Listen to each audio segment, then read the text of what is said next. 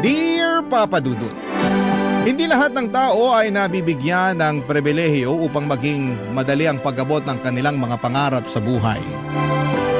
Mayroong iilan kabilang nako roon na kailangang doblehin ang sipag at tiyaga, dugo at pawis upang umani ng pagtatagumpay. Kaya nga hindi sapat na marunong lang tayong sumuntok para matalo natin ang mga hadlang sa katuparan ng ating mga pangarap. Bagkos, dapat ay marunong din tayong pumadyak.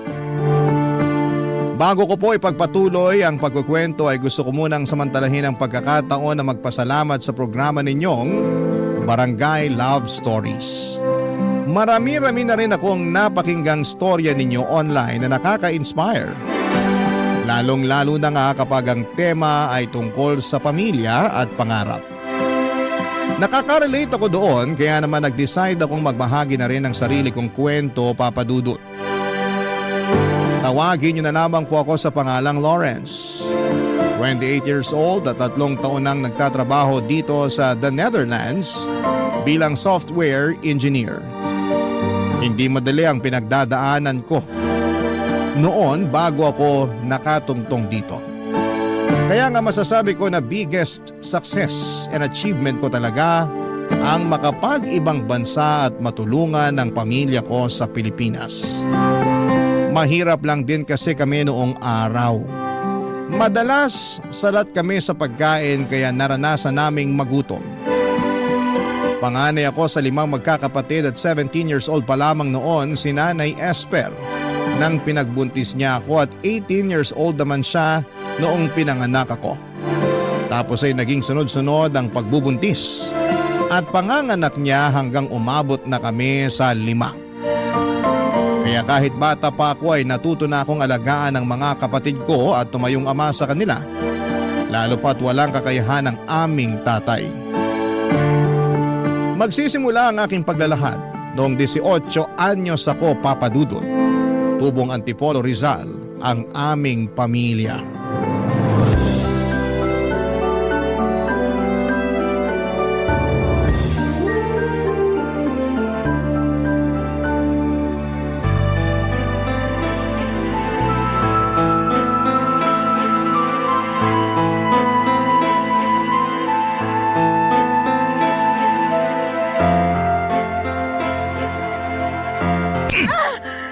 Dapat sa'yo babae ka! Bakit ka ba nananampal, Lando? Tatanong ko pa talaga, ha? Isa ang kulit-kulit mo! Nakakatulig na yung bunganga mo! Tinatanong lang naman kita kung nasaan ang sahod mo, nananakit ka na kagad dyan. Di ba sinabi ko na ang wala? Paano wala sahod mo kahapon? Sa walang natira, magagawa mo! Paano walang natira? Saan napunta yung sinahod mo? Kainis naman to! Daming tanong! Malamang magtanong ako. Kita mo yung lagayan natin ng bigas? Wala nang laman, nakatiwangwang na. Ikaw pa naman yung klase ng tao na magagalitin kapag wala tayong nasasaing. Sinong hindi magagalit nakakapagod magtrabaho? Tapos pag uwi ko sa peste bahay na to, walang pagkain na nakahain. Mga sabi ka ng peste, kala mo mayaman tayo? Yung kakapirasong sahod mo, winawaldas mo lang sa kung saan-saan, kaya wala kang maibigay sa pamilya natin. Sigurado ang winaldas ko sa kung saan-saan? Oo, kasi hindi mo nga masabi kung saan napunta Yan ang hirap sa'yo, tamang hinala ka. Hindi ba pwedeng binayad ko lang sa utang ko sa kumpare ko? Kasi naniningil na yung kumag? Binayad daw? Sana nagtira ka pa rin para sa atin. Day off ko naman. Pwede ba patahimikin mo kung babae ka? Bakit ka naninigaw? Nay, tay, nagsisigawan na naman kayo. Nagising ako sa away niyong dalawa Oh, gising na pala tong magaling mong anak. Aba Lawrence, tanghali na Tirik ding araw sa labas. Pero ikaw may panis na laway pa. Tigilan mo nga si Lawrence. Huwag mo siya pagbalingan ng galit mo. At sino gusto mong pagbalingan ko? Ikaw! Sige! Teka, tay, huwag niyo po sasaktan si nanay. Yan kasing nanay mo, masyadong mapapel. Paano ako naging mapapel kung inaawat ang kitang saktan ng anak mo? Nay, huwag na po kayong sumagot para di na magalit si tatay. Oh, makinig ka sa anak mo, Esper. Kanina pa nagagalit yung tatay mo. Akala mo kung sino? Siya na nga tong walang perang maibigay sa akin para sana dito sa bahay. Siya pa tong galit at nananakit. Hindi pa ba sapat yung ingay ng bunganga mo para magalit ako? Hirap sa'yo. Parang hindi mo naririnig sarili boses mo. Kaya hindi ka naiingayan. May karapatan naman po pala si nanay na magbunga nga Wala pala kayong naiabot na sweldo sa kanya kaya siya ganyan. Ano sinabi mo? Narinig niyo naman po yung sinabi ko Tay, Wala na po tayong maisaing. Ubus na yung bigas kahapon pa ng tanghali. Sinubukan namin umutang sa tindahan pero nagalit sa amin yung tindera. Nakiusap lang si nanay kaya pinautang siya. Nangako si nanay na magbabayad siya ngayong araw pagkasahod nyo. Kaya siya nagbubunga nga kasi wala kayo naibigay na sahod, di wala siyang may pambabayad sa tindahan, lalo magagalit sa amin yung tindera. At bakit ka ganyan magsalita sa akin? Baka nakakalimutan mo tatay mo ako! Hindi ko po nakakalimutan yun. Pero baka kayo po yung nakakalimot na magpakatatay sa pamilyang to. Ah, ganon! Gusto mo rin yata masampal katulad ng nanay mo? Wag na wag mo sasaktan ang anak ko, Lando! At bakit hindi? Bastos siyang anak mo! Tama naman si Lawrence eh! Hindi ka marunong magpakatatay sa pamilya natin, kaya wala kang karapatang mainsulto! Hindi ka pa talaga nadala sa sampal ko? Gusto mo pa yatang dagdagan ko eh! Umalis ka na lang kung mananakit ka! Aalis talaga ako! Umuwi lang naman ako para kumain sana. Pero mukhang wala rin ako mapapala sa pamamahay na to. Kakain ka pa eh, wala na nga kaming makain dito! Eh di sama-sama tayo mamatay sa gutom! Peste buhay naman to oh! Ikaw ang peste sa buhay namin! Ako ba talaga? Ako pa, Espe? Oo, ikaw! Sino pa ba sa tingin mo? Ako? Yung anak mo? Malamang ikaw! Ay, pinagtutulungan niyo talaga ako, no? Ewan ko sa inyo! Papa Dudut, hindi na bago sa akin ang eksena kung saan ay nag-aaway ang mga magulang ko ng dahil sa pera. Bata pa lamang ako ay gano'n na sila, Papa Dudut. Akala ko ay masasanay na ako pero naririndi pa rin ako sa tuwing nagbabangayan sila. Minsan kampi ako kay tatay kasi nakakabinging manermon si nanay. Pero madalas ay kumakampi ako sa nanay ko dahil totoo naman ang lahat ng mga sinasabi niya tungkol sa tatay namin. Mabisyo kasi ito at magastos. Kaya laging kulang o minsan ay wala pa itong naibibigay na pera para pang gastos namin sa bahay. Nagtatrabaho sa atelier bilang mekaniko ang tatay ko, Papa Dudut. Si nanay naman ay taong bahay. Gustuhin man niyang tumulong kay tatay sa pagtatrabaho ay hindi na siya magkanda-ugaga sa pag-aasikaso sa aming magkakapatid. Noong lumaki na kami ay tumanggap na ang labahin si nanay para naman may pinagkakakitaan siya. Pero hindi yun regular at kung meron lamang nagpapalaba. Sinamahan na rin niya ng pamamalantya or pagkaplantsa para may dagdag kita. May mga pagkakataon na kapag nagagalit si nanay sa amin ay lagi niyang bukang bibig na sana'y hindi na lamang niya kami pinanganak. Aaminin ko sa inyo, Papa Dudut, na nagtatampo ako nung bata ako kapag napapakinggan ko yon sa kanya. Pero habang tumatanda ko, na-realize ko na biktima lang din ng sitwasyon ng nanay namin. 9 na taon ang tanda sa kanya ni tatay at bata pa rin siya noong nagbuntis at nanganak. At pinilit magpakananay sa amin. Simula noon ay sinisi ko na si tatay kung bakit dinamay niya kami sa pagiging miserable ng buhay niya.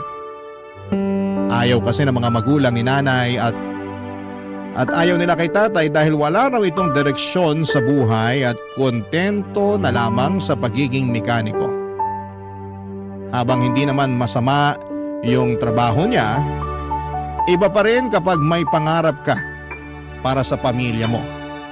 Kaya nga noong nabuntis si nanay, tinakwil siya ng mga magulang niya kaya sumama na lamang siya kay tatay at nagpakalayo-layo.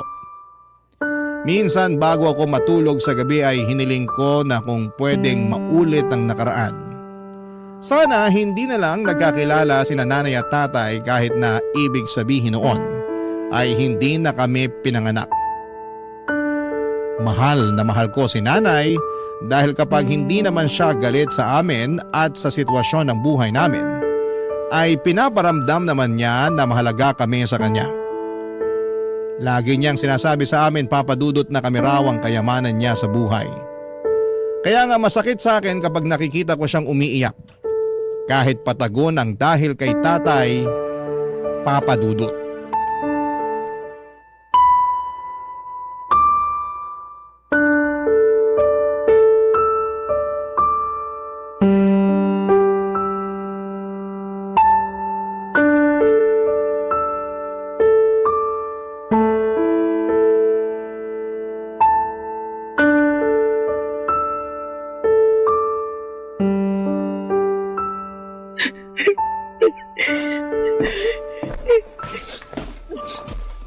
Nay, ba't po kayo umiiyak? Ha?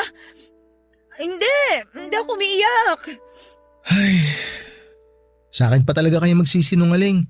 Kitang-kita yung pamumulan ng mga mata nyo. Halatang halata na galing kayo sa iyak. Nakalimutan kong binata ka na pala.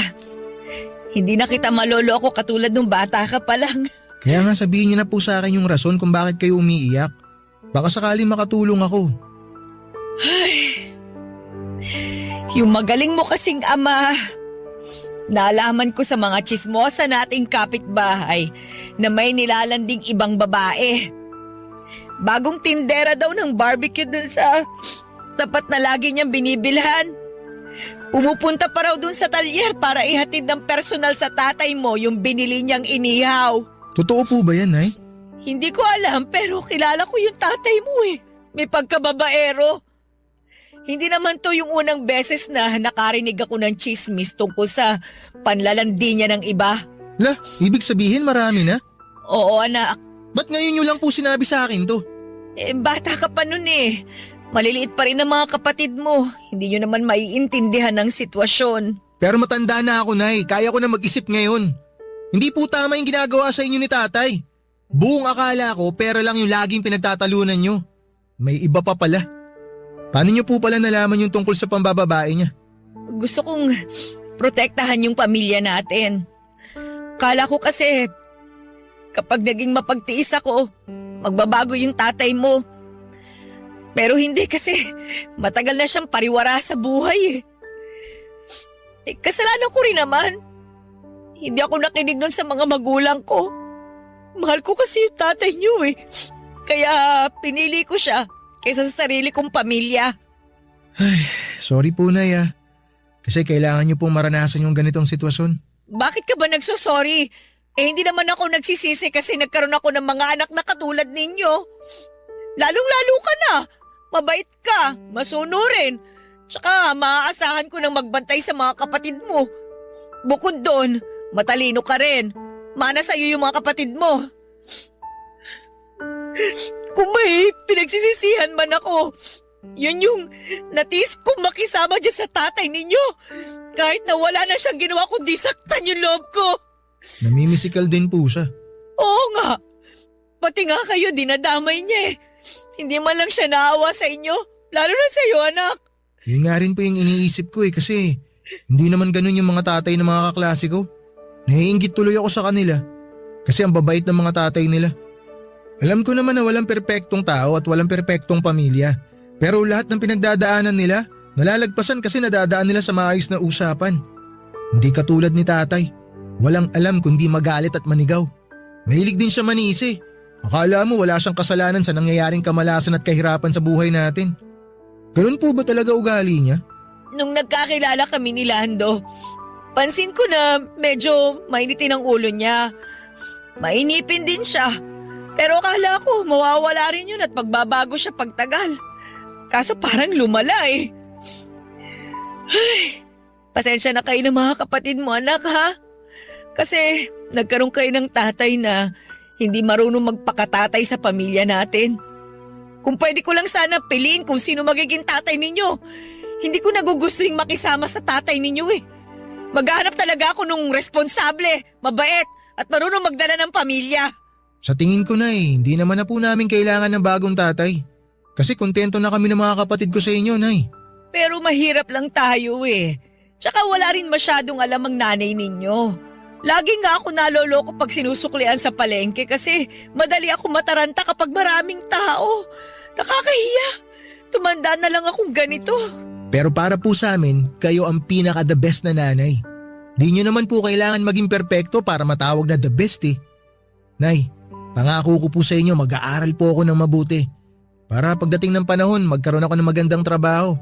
Tsaka pag nagkaroon na ako ng magandang trabaho, tutulungan ko kayo na iahon yung pamilya natin sa kahirapan. Gagawin ko po yun, Nay, kahit wala si tatay. Hindi po namin kailangan si tatay para magkaroon ng inspirasyon. Kayo lang po, Nay. Sapat na sa amin yun. Papadudot kung gaano ko kamahal ang nanay ko. Kabaligtaran naman noon ang nararamdaman ko sa tatay ko.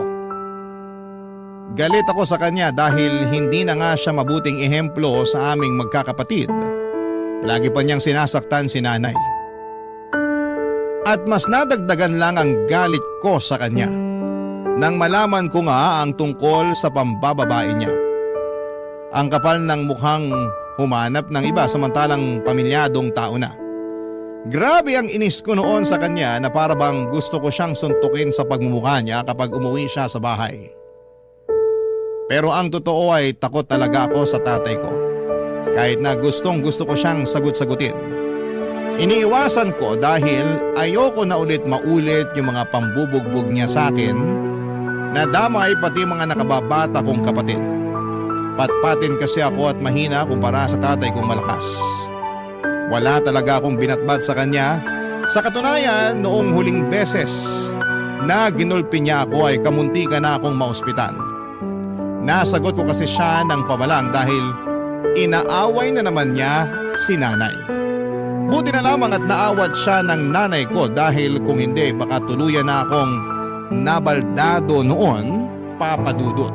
Barangay Love Stories. Barangay Love Stories. Papa Dudut, dahil po sa pambababae ni tatay, dumalang na lamang ang pag-uwi niya sa bahay namin. Kahit na masakit kay nanay, tinanggap na lamang niya ang kalokohan ng tatay namin. Natutuhan niyang tumahan sa pag-iyak at bumangon mula sa pagkakalugmok dahil meron siyang mga anak na kailangang buhayin. At ako naman, Papa Dudut, bilang panganay, ang kasakasama ni nanay sa paghahanap ng trabaho na pwede niyang pagkakitaan para may pambili kami ng pagkain. Nandun yung namasukan siya bilang tagahugas ng pinggan sa kantin, tendera ng balot, tauhan sa laundry shop at kung ano-ano pa. Pero may ugali si nanay na ayaw nangangamuhan kaya hindi rin siya nagtatagal sa mga pinagtatrabahuhan niya. Mabilis na nagdaan ang 1 taon na ganon ang aming sistema. Ako naman ay nagtatrabaho na rin noon habang nag-aaral. Nasa college na ako noon at kumukuha ng kursong BS in Information Technology. Buti na lamang at scholar ako dahil magastos ang kurso ko. Pero pangarap ko talagang makapagtapos at mabigyan ng karangalan ng pamilya namin. Kaya nga kasabay noon ang pag-working student ko. Bale, sumasideline ako bilang tagaluto ng sisig at dinakdakan sa isang fast food stall tuwing gabi. Kakilala ni nanay yung may-ari at gusto raw makatulong sa pamilya namin. Kaya pinayagan akong rumakit sa tindahan nila. Thankful ako dahil kahit papaano ay katulong na ako ng nanay ko sa pagtatrabaho. Isang araw, pauwi na ako noong galing sa eskwelahan nang sinurpresa ako ng nanay ko. Sakay ng isang padyak o pedicab. At hindi lang siya basta pasahero doon, kundi siya mismo ang nagmamaneho.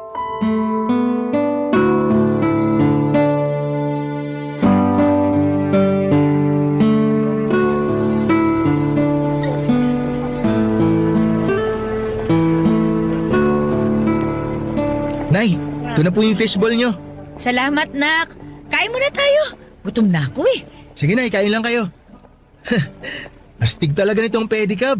Kanino pala to, Nay? Sa akin. Sa inyo? Oo. Binenta sa akin ni Mang Nicanor. Nakatambak lang kasi sa garahe nila eh. Binili ko na. Ayos pa naman. Naisip ko, gagamitin ko sa pamamasada. Magpe-pedicab driver po kayo? Oo, bakit naman hindi? Kaya ko yun. Kaso di ba panlalaking trabaho yun? Baka mahirapan kayo, Nay. At bakit naman ako mahihirapan? Pipidan lang naman ako. Tingnan mo, nakarating nga ako rito sa eskwelahan mo para sunduin ka't ibida sa'yo tong pedicab na binili ko. Ang ganda, no? Opo, maganda nga po. Tingnan mo, nak. Nilagyan ko ng picture nyo ng mga kapatid mo. Para kapag napapagod ako titingnan ko lang yan, gagaan na ulit ang pakiramdam ko. Nak, sinanay ng bola pa. Pero Nay, seryoso. Sigurado kayo kaya nyo talaga mag-pedicab? Aba, oo naman. Palagay mo sa nanay mo, uugod-ugod na. Hoy, 37 anyos pa lang ako, ano? Alam ko naman po yun pero nag-aalala pa rin ako sa inyo eh. Parang mas magaan pa yung dating yung trabaho sa laundry shop kesa sa pagpasada. At least dun, Nay, hindi kayo naiinitan. Hindi nga pero lagi namang mainit ang ulo ng bisor namin. Kala mo talaga kung sinong tagapagmana ng laundry shop na yon. Ang sama na ugali. Tapos wala pang galang sa akin mas matanda ako sa kanya. Ah, talaga po? Kaya ba umalis kayo dun? Oo, kasi hindi ko na talaga matagalan ng ugali. Ayoko naman patulan, baka masakal ko. Si Nanay talaga. Biro lang. Hindi ako nananakal, no? Hindi ko nga nasakal ang tatay mo kahit gustong gusto ko na Pero matagal-tagal ko na rin kasing pinag-iisipan na umalis doon. Sakto, nakapag-ipon naman ako ng kaunting pera at yun nga yung pinambili ko nitong pedicab. Ibang klase po talaga kayo. Hanga ako sa inyo kasi ang sipag-sipag nyo, Nay. Hindi pwedeng tumigil sa pagtatrabaho dahil ako na ngayon ang nanay at tatay sa bahay natin. Pero buti na lang din at nandiyan ka anak. Tinutulungan mo ko kaya gumagaan yung buhay natin. Maliit nga lang po na itutulong ko sa inyo kasi nag-aaral pa ako. Pero kung hihinto po ako sa pag-aaral, makakahanap po ako ng full-time na trabaho. Ano ka ba? Yung ibang ang kaedad mo hindi pinagtatrabaho ng mga magulang nila Pero ikaw, nagbabanat ka na ng buto habang nag-aaral. Ayoko nga sana na pagtrabahuhin ka. Pero gusto mo naman. Kaya pinagbigyan na kita. At malaking tulong talaga yon para sa pamilya natin, anak. Walang kaso kahit magkano pa yung kinikita mo. Hindi naman ako naghahangad ng malaki tsaka may trabaho naman ako Gusto ko, unahin mo pa rin ang pag-aaral mo para makapagtapos ka. Alam mo naman na pangarap ko yan sa inyong magkakapatid, di ba? Opo, Nay. Kaya nga po nagsisikap ako para mabigyan kayo ng karangalan. Naniniwala ako sa kakayahan mo kasi matalino ka Pero wag mo rin naman masyadong pilitin ang sarili mo, ha? Balita ko kasi mas mahirap daw sa kolehiyo Hindi naman ako nakatungtong dyan kaya hindi ko masabi. Pero base lang naman sa kwento ng mga kakilala kong may mga anak na nasa kolehiyo katulad mo. Kaya nga ang payo ko lang, ayos na sa akin kung ano yung makayanan mo. Basta tapusin mo yung pag-aaral mo. Kasi alam mo anak, wala naman akong kayamanan na pwedeng ipamana sa inyo bukod sa edukasyon. Tatandaan ko po lahat ng mga payo niyo sa akin. Dapat lang, kasi para sa'yo rin yun. Oh, teka, ubos mo na ba yung fishball mo? Opo, kauubos ko lang. Tara na, sakay na. Dadaan pa tayo sa palengke para bumili ng bigas at ulam.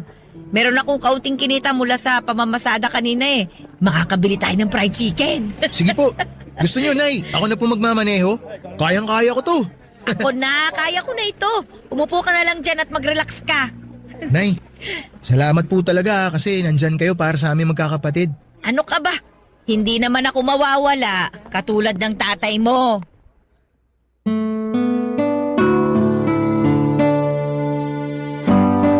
Papa Dudut, hindi ako mahihiyang sabihin na proud akong pedicab driver ang nanay ko.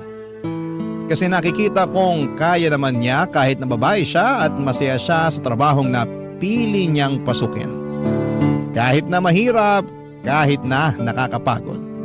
Walang hindi kayang gawin si nanay dahil inspirasyon niya kaming magkakapatid. Kitang-kita ko ang alab ng determinasyon sa mga mata niya. Sa tuwing walang pag-aalinlangan niyang binabagtas ang daan para lamang maihatid ang mga pasahero niya, umaraw man o umulan. Kaya sino ako para magreklamo at sumuko sa buhay? Nangako ako sa sarili ko na bibigyan ko ng karangalan ang nanay ko. Sisiguraduhin kong makikilala siya ng karamihan dahil mabuti siyang magulang. At kapag binabanggit ko si nanay, kung gaano ako ka-proud sa kanya ay naluluha siya. Pero masaya naman daw siya. Doon ko nga napagtanto na kahit na hindi patas ang mundo sa lahat ng tao, ay meron pa ring pag-asa na hindi habang panahon ay nasa kahirapan kami. At nalulugmok ang aming buhay. Kumbaga, Papa Dudut, ay bilog ang mundo. Hindi tayo palaging nasa ilalim. Darating din ang araw na aasenso tayo at makakaahon papunta sa tuktok. Ganon ang naging buhay namin sa loob ng 2 taon, Papa Dudut.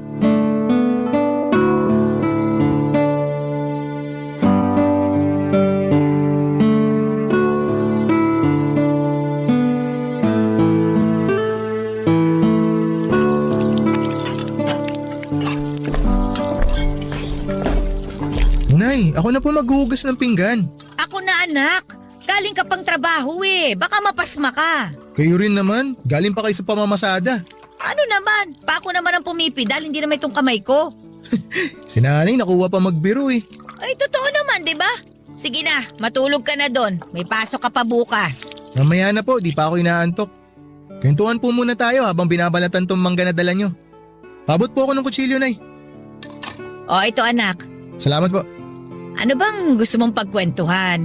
Kumusta po kayo sa trabaho nyo, Nay? Sa pamamasada? Ay, nako di masaya. Marami na nga akong suki Mas gusto nila sumakay sa pedicab ko, lalo na yung matatanda kasi maingat daw ako magpatakbo. Hindi katulad yung ibang driver na harabas. Kala mo kung sinong hari ng kalsada. Kaya ayaw, natutuwa na rin naman ako. Masaya po ako para sa inyo, Nay, na natutuwa kayo sa trabaho nyo. Pero hindi po ba dapat na lagi po talaga kayong maingat? Kasi kapag... Esper! Teka, Esper, buksan mo ang pinto! Ako na po magbubukas ng pinto, Nay. sandali. Baka kung anong gawin niya sa'yo. O Tay, ano pong ginagawa nyo rito? Oh, yung magaling ko palang anak to. Sagutin nyo yung tanong ko, anong sabing ginagawa nyo rito? Ano ba pakialam mo? Kakausapin ko nanay mo. Tumabi ka nga dyan sa daanan. Parang-harang ka. Aray! Esper! Ano bang kailangan mo, Lando? Nabalitaan ko nagpapadya ka na raw ah. O ano naman ngayon sa'yo? Aba, porke kumikita ka na ng sarili mong pera, niyayabangan mo na ako. Hindi kita niyayabangan. Tsaka bakit ka ba nandito? At bakit hindi? Masama na bang umuwi sa sarili ko pamamahay? 3 taon kang hindi umuwi sa bahay na to kasi pinili mo yung babae mo. Tapos magtatanong ka kung masama bang umuwi ka rito? Paano ko sabihin kong oo? Hindi ko akalain na tumapang-tapangan na rin sa 3 taon na wala ako rito ah. Dati-rati takot na takot ka sa akin eh. Hindi na ako takot sa'yo ngayon. Naranasan na namin na pabayaan mo. Nabuhay naman kami nang wala ka. Tapos babalik ka? Para ano? Makisama sa amin? Para manggulo? Kahit ano pa yung dahilan mo, hindi ka na welcome sa pamamahay na to. Wala kang karapatan na palisin ako rito. Kasi tatay niyo pa rin ako. Wala na kaming tatay. Matagal na kayong patay para sa amin. Anong sinabi mo? Baka gusto mo makatikim na suto ko. Sige, subukan mo. Akala mo yata hindi ako gaganti sa'yo eh. Aba, matapa ka na nga talaga. Lando! Lawrence, tumigil nga kayo! Tuturuan ko lang ng leksyon tong anak mo. Napakahayop mo talaga, Lando! Ang kapal na mukha mo, sakta ng anak ko! Masyado kasi siyang pakilamero. Sira ulo ka pala Pumunta ka lang talaga dito para manggulo! Umalis ka na! Matapa ka na rin ha. Huli ka rito para masakal kita. Bitiwan mo si nanay! Bitiwan mo ako! Hindi ako makain. Hindi mo bibitiwan si nanay? Hindi ka pa rin kasi nagbabago. Bitiwan mo! Masyado ko pa rin madaldal. Bitiwan mo yung hawak mong kutsilyo! Kasi sumusobra na itong taong to eh! Huwag mo akong subukan dahil kayang-kaya kita saktan! Kaya umalis ka na dito sa bahay namin! Kapal na mukha mo magpakita dito! Ayan na. Binitiwan ko na nanay mo. Bitiwan mo na rin ako, Chilo anak. Baka madulas ka, maisaksak mo sa akin yan. Pagkatapos mo kaming iwan, babalik ka na lang ng ganon? Kapal na mukha mo! Kampun ka ng demonyo! Tapos mananakit ka pa at manggugulo dito? Mabuti pa umalis ka na! Bumalik ka doon sa pinanggalingan mo! Umalis ka na, Lando! Ayaw ka na naming makita at makasama ng mga anak mo! Hoy! Bibilang ako ng 3! Dapat nakalabas ka na ng pinto ng bahay na to! Di ako nagbibiro sa'yo, sasaktan talaga kita! 1! 2! Ito na nga lalabas na. Mga linti kayo. Magsama-sama kayo sa impyernong lugar na to. Dahil pa sinasabi! Malis ka na!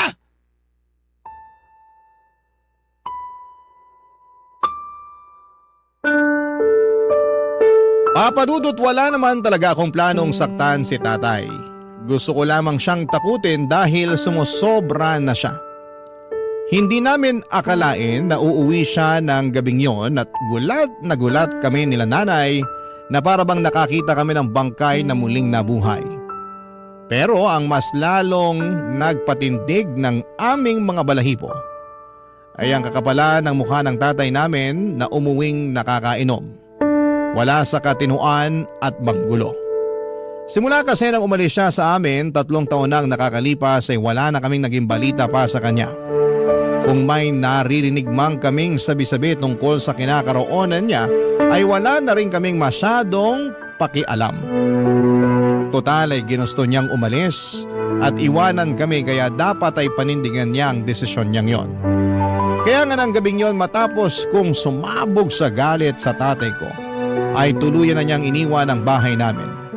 Kahit papaano'y nalungkot pa rin ako kasi baka yun na nga ang huling pagkikita namin. Umiyak din si nanay at ang mga kapatid ko na nagising sa komosyon, pero kinabukasan ay nag-decide kami na kailangan pa rin naming magpatuloy sa buhay. Kumbaga isasanayin na lang ulit namin ang sarili namin na hindi kasama si tatay. Ang mahalaga, Papa Dudut, magkakasama kami nila nanay at ng mga kapatid ko. Para sa akin, para sa amin, yun na ang pinaka mahalaga. Barangay Love Stories. Barangay Love Stories. Papadudot, nabalitaan din pala namin na tumira si tatay sa kabilang barangay lang kasama yung babaeng pinalit niya kay nanay. Sa katunayan ay may mga anak na sila at bumalik siya sa pagtatrabaho sa talyer. Umalis kasi siya noong unang taon na umalis na papadudot na hindi na siya masaya at epektibo sa kanyang trabaho. Yun pala ay nandun siya sa babae niya sa Bulacan. Pero wala na kaming pakialam sa kanya at sa buhay na pinili niya nang hindi kami kasama. Galit pa rin ako sa tatay ko at kung minsan ay naiisip ko na kapag nakasalubong ko siya sa daanan ay baka masuntok ko siya ng kaliwat kanan sa mukha nito. Pero mabuti na lamang at hindi naman nangyari yon kasi baka masabihan akong walang respetong anak sa magulang ko. Wala ding respeto sa amin. Tulad ng dati, pinagpatuloy namin ang pamumuhay. Kapag hindi ako naka-duty sa food stall at kapag wala kaming klase sa araw, ako ang nagpapadyak para naman makapagpahinga si nanay. Sa sobrang sipag niya kasi madalas na siyang dapuan ng sakit tulad ng ubo at sipon. At ang malala doon ay lagnat. Paano ba naman ay sinusuong niya ang araw at ulan, makapamasada lamang. Nangihinayang kasi siya sa kikitain niya, kaya hindi niya priority ang pagpapahinga. Bukod doon ay marami pa rin kasi kaming utang na binabayaran. Halimbawa noon ay yung sa tindahan, Papa Dudut.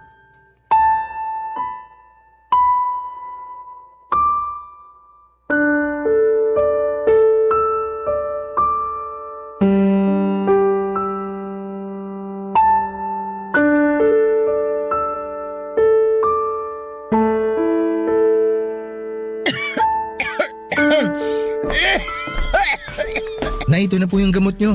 Inumin nyo na po muna. Salamat, Lawrence. Nay, inuulit ko parang awa nyo na, magpahinga na muna kayo.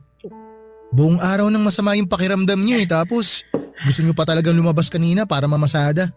Huwag ka na masyadong mag-alala sa akin, anak. Ayoko lang talagang magpahinga kasi sayang yung kikitain ko eh.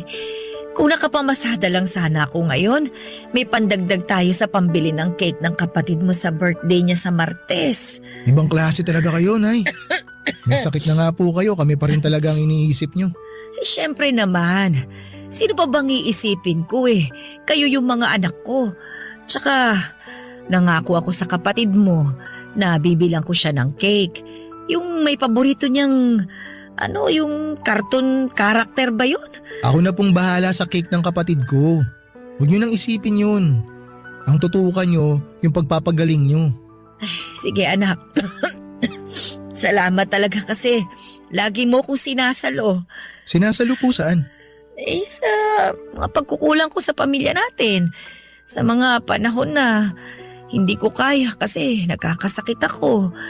Pakiramdam ko, wala akong kwentang ina kapag hindi ko nagagawa yung lahat para sa inyo. Ano pong walang kwenta, Nay? Kahit nga po may sakit kayo, ang sipag-sipag nyo pa rin eh. Ayaw nyo yung nakahiga lang. Bumabangon kayo para maghugas ng pinggan imbis na natutulog. Kaya hindi kayo gumagaling kaagad kasi makulit din kayo eh. Masakit kasi sa likod kapag laging nakahiga eh. Tsaka kaya ko namang maghugas ng pinggan. Yun na nga po, Nay eh. Kasi iniisip nyo na kaya nyo. Kaya nyo inaabuso yung katawan nyo. Oh, bakit ka naman umiiyak, anak? Nalulungkot lang po kasi ako dahil may sakit kayo. Siguro kung hindi po kayo nagpe-pedicab, di kayo magkakasakit ng ganyan eh. Natural lang yun kasi napapagod yung katawan ko. Pero konting pahinga lang naman. Gagaling din naman ako. Pero lagi na lang po kayo may sakit, Nay. Siguro oras na para tumigil po kayo sa pagpepedicab nyo. Ano ka mo? Ayoko nga anak. Para rin naman po sa inyo yun. Pag tumigil ako sa pagpepedicab, sino na lang magtatrabaho para sa pamilya natin? Sige nga. Ako po. Anong silbi ko sa pamilya natin kung hindi po ako magtatrabaho para tulungan kayo, di ba? Para sa kaalaman mo anak, may silbi ka sa pamilya natin. Gusto ko lang po talagang makatulong, Nanay. Alam ko naman yun. Alam ko yun. Pero kasi nag-aaral ka eh. At wag mong sasabihin sa akin na titigil ka na lang para makapagtrabaho. Wala naman na pong kaso sa akin yun, Nay, kung titigil ako. Para naman po sa pamilya natin yung gagawin ko eh. Kasi, Nay, pag tumigil po ako sa pag-aaral, mas mapagtutuunan ko ng pansin yung pagtatrabaho. Marami kasi ako mga kaklase, Nay, na sinubukan mag-part-time job pero nahirapan sila. Kaya nangyari, tumigil na lang sila sa pag-aaral. Sabi rin ng mga kaibigan ko, Nay, magtatrabaho rin naman ako pagka-graduate ko eh, kaya ba't ko pa patatagalin? Nagsasayang lang daw ako ng panahon sa pag-aaral. Ayoko. Hindi ako papayag. Tsaka, luko-luko yung nagsabi sa'yo na nagsasayang ka lang ng panahon sa pag-aaral. Hindi pagsasayang yon. Dahil pag nakapagtapos ka, mas malayo ang mararating mo. Nay naman. Basta ayoko. Yung pagtatrabaho habang buhay yan. Yung pag-aaral ilang taon lang naman. Nay, payagan niyo na po ako. May lagnat lang naman ako pero gagaling din naman ako. Hindi naman tumalubang sakit para tumigil ako sa pagtatrabaho. Tsaka, konting panahon na lang makakapagtapos ka na sa pag-aaral mo. Ngayon mo pa talaga naisipang huminto? Luko-luko ka pala talagang bata ka eh. Nag-aalala lang naman po ako sa inyo, Nay. Ay, pasensya na po kayo, Nay. Naiinip lang po kasi ako eh.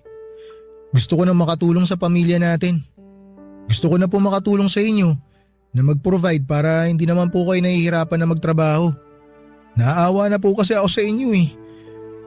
Ayaw ko po na may mangyaring masama sa inyo, Nay. Lalo na pumapasada kayo. Nakakatulong ka sa pamilya natin. Ako ang nanay sa ating dalawa.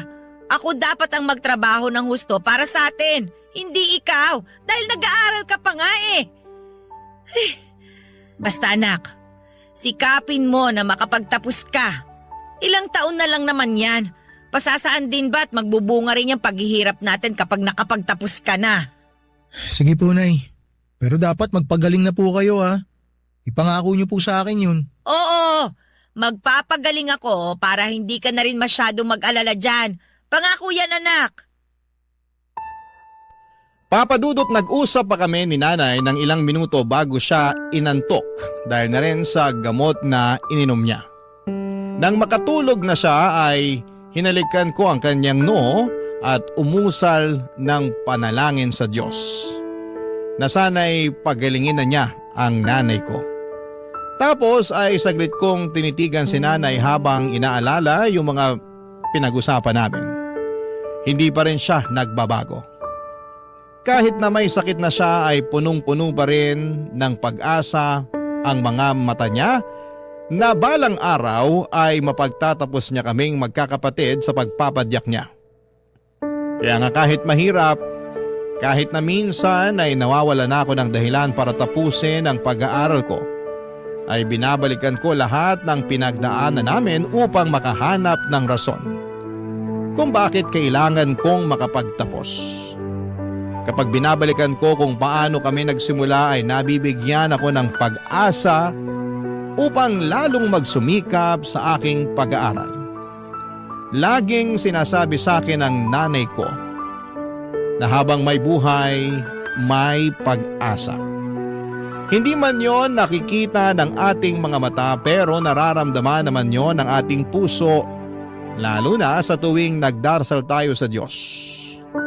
May pag-asa sa bawat sulok ng maliit naming tahanan. May pag-asa sa mga hikbi ng magulang na nakikiusap sa Panginoon na iligtas ang mga anak nila sa kapahamakan at bingit ng kamatayan. May pag-asa sa bawat pagsisikap ng isang tao na merong pangarap na gustong tuparin pagdating ng panahon. At may pag-asa sa bawat pagpadyak ng aking nanay. At totoo nga dahil pagkalipas Nang 2 taon, makakapagtapos na ako ng pag-aaral.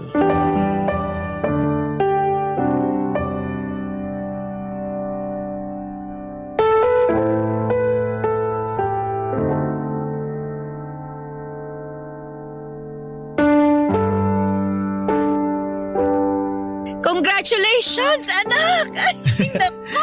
Masayang-masaya ako kasi nakagraduate ka na! Sa wakas, natupad na yung matagal ko ng pangarap para sa'yo. Yung makapagtapos ng pag-aaral. Naku, anak, pinagmamalaki talaga kita! Hindi ko po matutupad lahat to, Nay, kung hindi po dahil sa inyo. Kaya ipinagmamalaki ko rin po kayo. Ano ka ba naman? Wala naman ako masyadong ginawa. Ikaw pa rin yung nag-aral at nagpakahirap na tapusin yung kurso mo. Ikaw lang talaga yun, anak. Ako wala talagang kaalam-alam dyan. Pero Nay, kayo po at ang mga kapatid ko ang inspirasyon ko para tapusin ko talaga yung pag-aaral ko. Natatandaan ko nga po yung usapan natin, Nay, na gusto ko na sanang sukuan yung pag-aaral ko. Kasi nakikita ko na nahihirapan tayo. Tsaka gustong-gusto ko na pong tumulong sa pamilya natin nun. Buti na lang kinausap niyo po ako. Kinumbinsin niyo po ako na ipagpatuloy yung pag-aaral ko. Hindi ko po makakalimutan yung sinabi niyo sa akin na yung pagtatrabaho habang buhay naman natin gagawin yun. Pero yung pag-aaral, ilang taon lang naman. Kaya tiyagain ko na. Yun po talaga yung mga tumatakbo sa isip ko habang ipinagpapatuloy ko yung pag-aaral ko, Nay. Kita niyo naman po ngayon, graduate na ako. Hindi po talaga matutupad lahat ng to nang hindi dahil sa inyo, Nay. Kaya maraming salamat po talaga. Ano ka ba naman? Walang anuman yun, anak. Siyempre, nanay mo ko eh. Responsibilidad kong suportahan ka. Lalong-lalo na dyan sa pag-aaral mo. Alam mo kung tutuusin, maliit na bagay lang naman yung ginawa ko eh. Nagtrabaho lang naman ako ng mabuti at nangarap ka sabay mo na balang araw makapagtatapos ka. Para na rin siyempre, mas malayo yung marating mo sa buhay. Kaya wala yun, anak. Sabi ko nga po sa inyo kanina, Nay, na pamilya natin ang naging inspirasyon ko para makapagtapos ako. Mas nagkaroon po talaga ako ng dahilan para tapusin yung pag-aaral ko dahil pangarap ko na mabigyan kayo ng magandang buhay. Pero marami ka pang pagdadaanan. Hindi porket nakapagtapos ka na ng pag-aaral, itapos na rin ang lahat. Doon pa lang magsisimula, anak. Sana wag kang magmadali na matupad yung mga bagay na gusto mo para sa pamilya natin. Kasi karamihan sa mga anak ng mga kakilala ko hindi naman masaya sa ginagawa nila. Kumbaga, napipilitan lang sila. Kaya nga, dahan-dahanin mo lang, anak. Huwag kang magmamadali. Opo, Nay. Tatandaan ko po yung mga sinabi niyo. Ganyan nga. Pakiramdam ko tuloy ako yung gumraduate eh. Ewan ko ba, talagang proud lang ako sa'yo, anak. Proud na proud din po ako sa inyo, Nay. Kaya alay ko po sa inyo tong graduation ko na to. Ay, salamat. Naku, may ibibida na ako sa mga kasamahan ko sa pamamasada. Sa wakas, may anak na akong napatapos sa kolehiyo. Kayo rin po, lagi ko kayong binibida sa mga kaklase ko. Ay, talaga? Anong sinasabi mo sa kanila? Lagi kong sinasabi sa kanila na yung nanay ko, masipag na pedicab driver. O ano naman ang sabi nila? Siyempre natutuwa sila, Nay. Mahanga sila sa'yo. Kasi alam nila na hindi madali yung trabaho nyo. Pero kinakaya nyo para mabuhay kami magkakapatid. Doon palpak si tatay, yung buhayin yung pamilya natin. Lalo na nung iwan niya tayo para sumama dun sa babae niya. Ay, nako. Naisip ko lang, kung di lang siguro nagloko yung tatay mo, sana dalawa kami ngayon na nagse-celebrate ng graduation mo. Dalawa kami ngayon na proud sa'yo. Naisip ko rin po yan, Nay, pero hindi ko na lang masyadong pinagtutuunan ng pansin. Pero alam niyo, Nay, pag binabalikan ko yung mga kasalanan niya sa atin, nagpapasalamat ako. Kasi hindi na natin siya kasama ngayon. Wala na tayong problema, wala na tayong konsumisyon. Ako rin naman.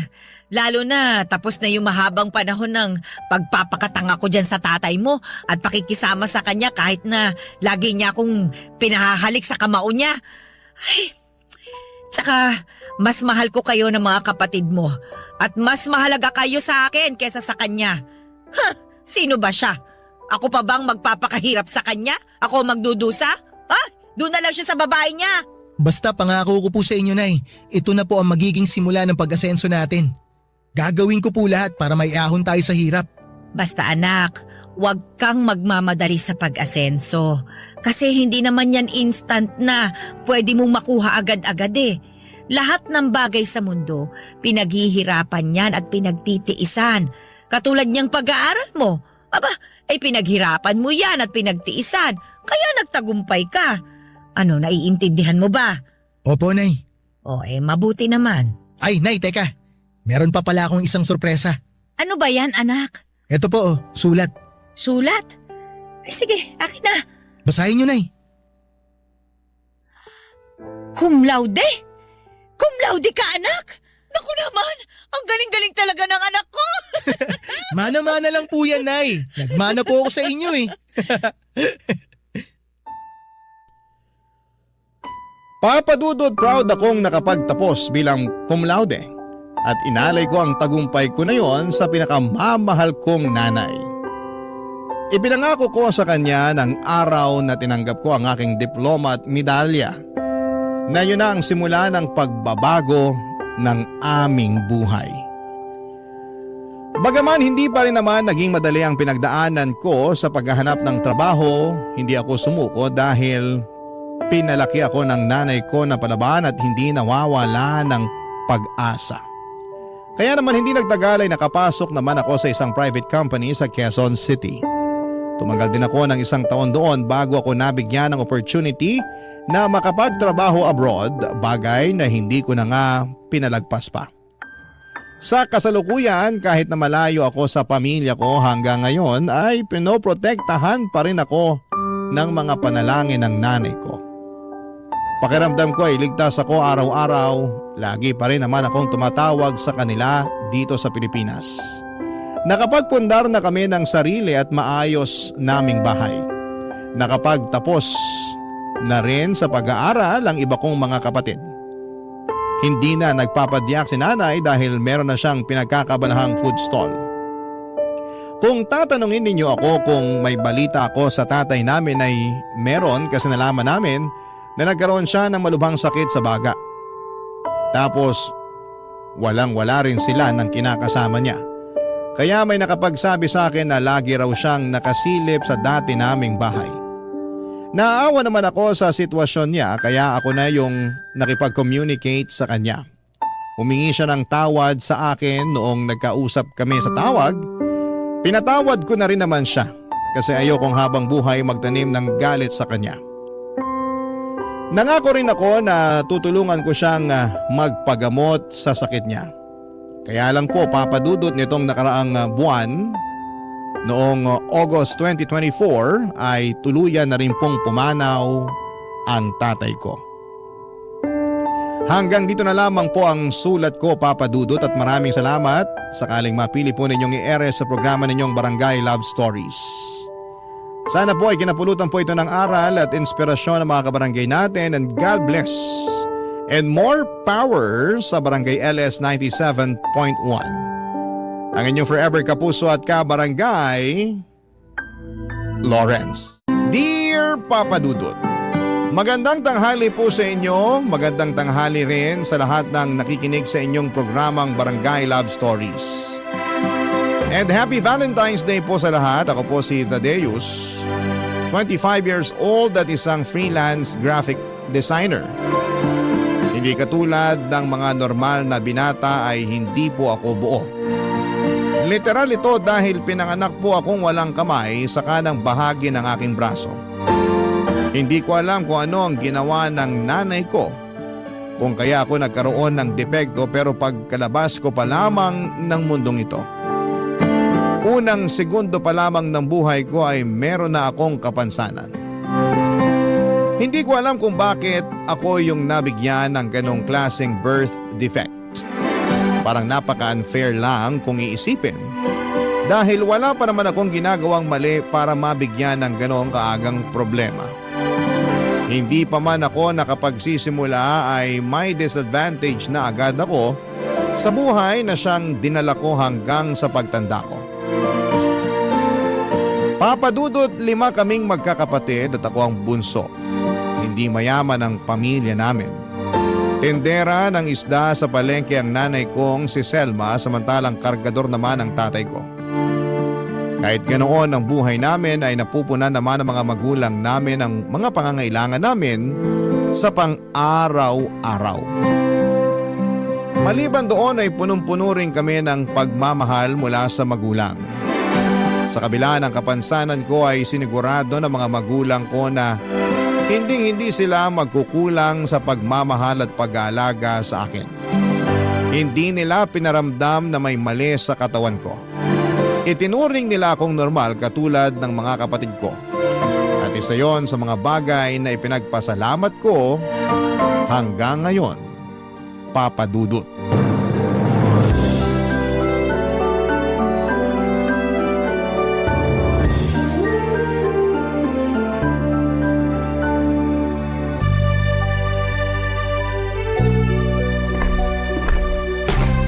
Anak, Tadeus, nasan ka? Nandito po ako sa sala, Nay.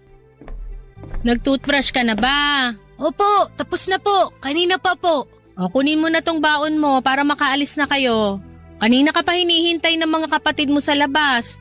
Aalis na yung sundo nyo. Sandali lang po, nagsasapatos pa lang po ako eh. Dalian mo, late ka na sa school nyo. O, eto yung baon mo. Salamat po. Ano pong laman yan? Siyempre, yung paborito mong binabaon na mamon. Bagong luto pa yan galing sa bakery sa kabilang kanto. Talaga po?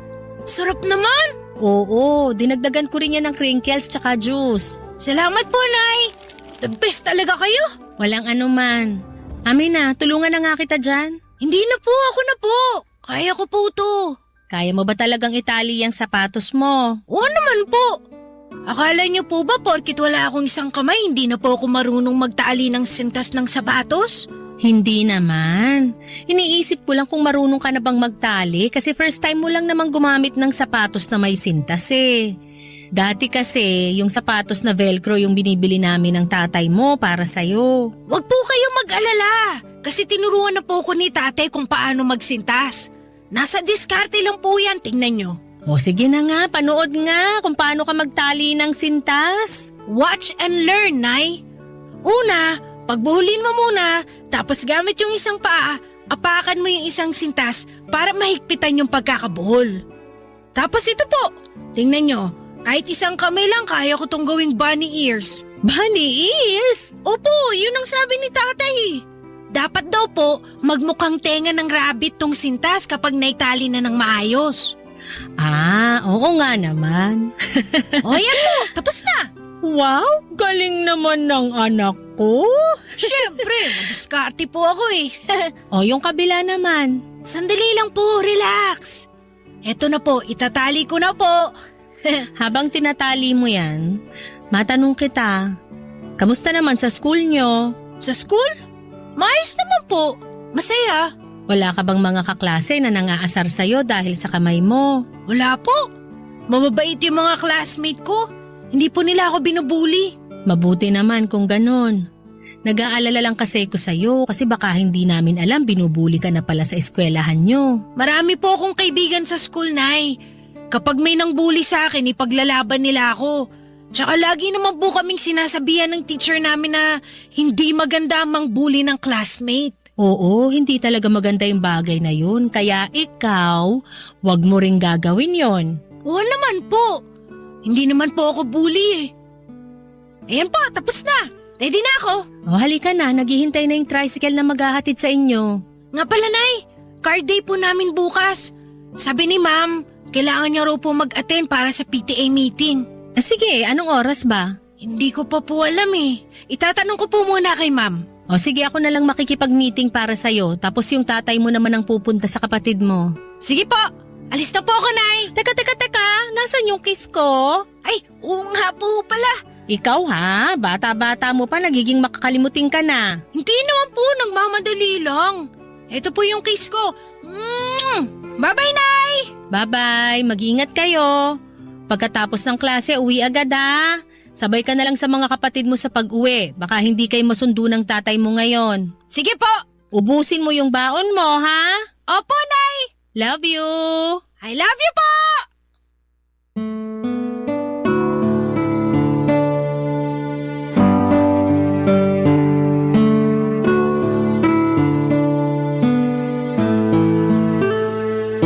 Naging marespeto ang mga kapatid ko pagdating sa kapansanan ko.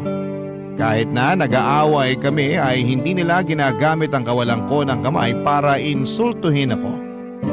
Tinuruan kasi sila nila nanay at tatay na igalang ang isang tao anuman ang pagkukulang nila sa katawan. Sa loob ng bahay namin, ramdam na ramdam ko ang pagmamahal at respeto namin sa bawat isa. Kailanman ay hindi nila ako itinuring na kakaiba. Mula sa lolo't lola, mga tito at tita, pati mga pinsan ko ay hindi iba ang naging turing nila sa akin. Walang favoritism sa bahay namin. Pinapagalitan nila ako kung nagkakamali ako at kinakampihan naman nila ako kapag ako ang nasa tama. Kaya naman walang inggitan sa aming magkakapatid. Ito ang dahilan kung bakit sa mga unang taon ng buhay ko ay hindi naman naging problema sa akin ang birth defect ko. Pero ibang usapan na po noong nagbinata na ako. Ibang kwento na noong pumasok ako sa high school. Ito kasi ang parte ng buhay ko kung saan ay maituturing kong pinakamalalang alaala ko hanggang sa ngayon. Noong panahon kasing iyon ay sobrang lala ng naranasan kong pambubuli mula sa ibang tao. Araw-araw ako ang naging tampulan ng tukso. Hindi lang ng mga kaklase ko kundi pati na rin ng mga teachers ko. Ako ang laging ginagawang punchlines ng ibang teachers namin para lang gawing good mood ang buong klase. Kaya tuloy malakas din ang loob ng mga kaklase ko. Naasa rin ako dahil sa ginagawa ng mga matatanda sa akin. Dahil doon ang self-confidence ko na nabuo noong bata ako. Dahil sa suporta ng pamilya ko ay nawala na. Dahil sa hindi matapos-tapos na pambubuli sa akin noon, Papa Dudut.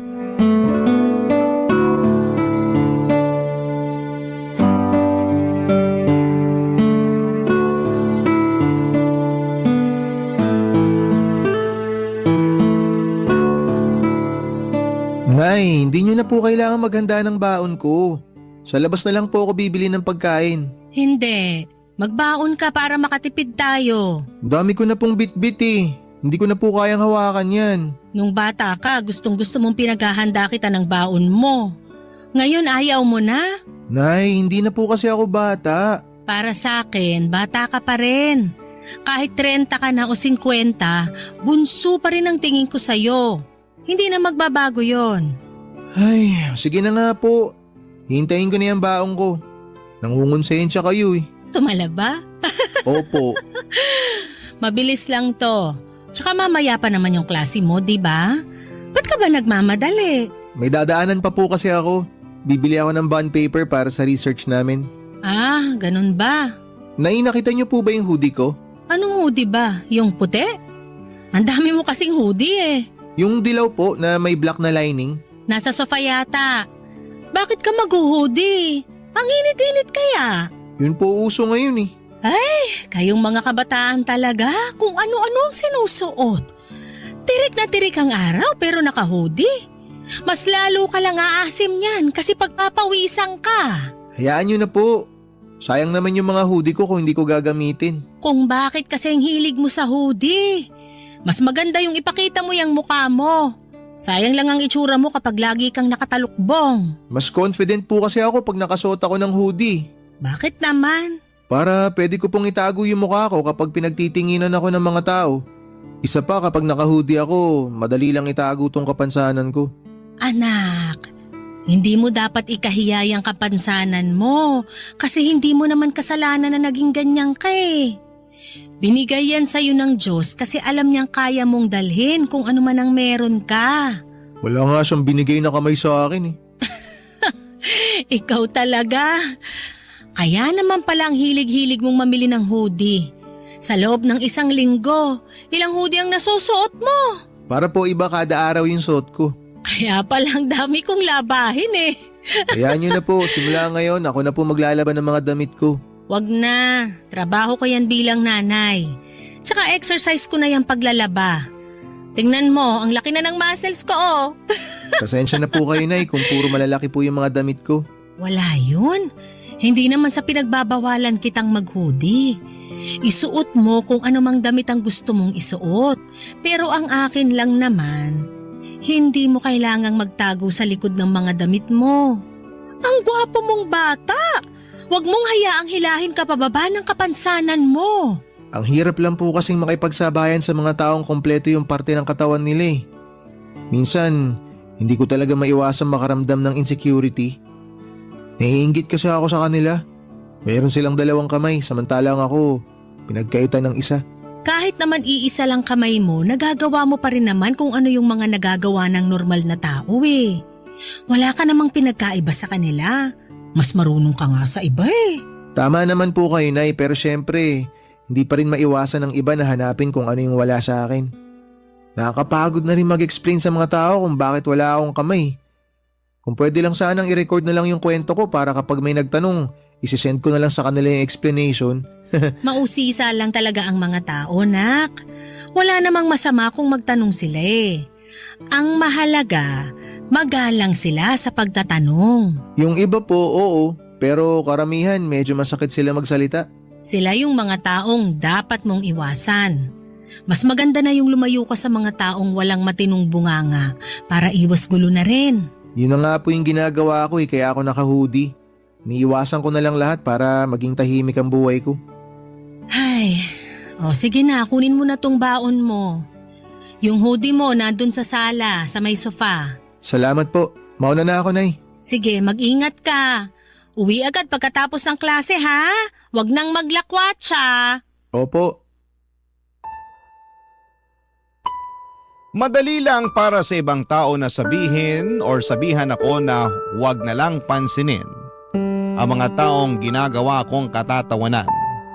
Maging confident na lamang daw ako sa kung ano ang meron ako at huwag ko raw ikakahiya ang mga pagkukulang ko.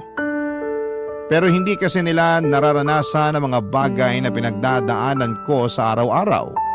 Kaya hindi nila alam kung ano ang pakiramdam ng taong may kakulangan. Tuwing naglalakad ako sa kalsada o di kaya'y nakasakay sa jeep, maraming tao ang nakatitig sa akin, Papa Dudut. Tinitignan nila ako dahil sa may kung anong kakaiba sa akin dahil sa nawawala kong kamay. Wala man silang sinasabi ay alam kong 2 lang ang iniisip nila. Either naaawa sila sa akin o kaya't nagtataka kung bakit wala akong kamay. Kapag pinagtitinginan ako ng mga tao ay mas lalo akong nanliliit, Papa Dudut. Para akong display sa museum na inaaral ng bawat taong nakakasalubong ko. Naging mahiyain ako dahil sa kapansanan ko at simula noon. Hanggat maaari ay umiiwas ako sa mga matataong lugar. Mas gusto ko na lamang mapag-isa kesa makita ang mga mapanghusgang pagmumukha ng mga tao sa paligid ko. Kung pambubuli ang pangunahing kong problema nung nag-aaral pa lamang ako, sa pagtanda ko ay mas lumala pa ang mga suliranin ko sa buhay.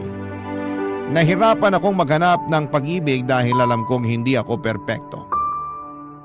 Papa Dudut, napakahirap pong makipagtunggali sa mga kalalakihan na mas buo at mas mataas ang confidence.